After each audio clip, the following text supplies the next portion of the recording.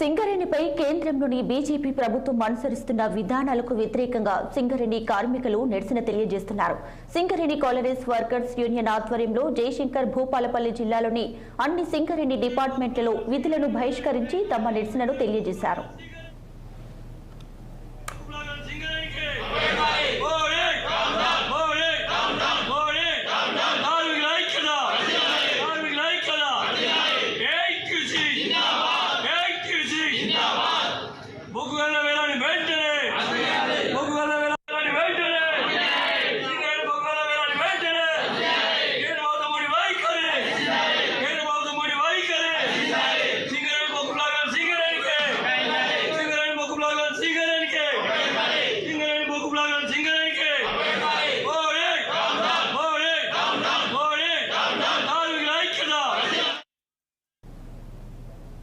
రాజన్న సిరిసిల్ల జిల్లా urban bank కొత్త పాలక వర్గానికి ఎన్నికైన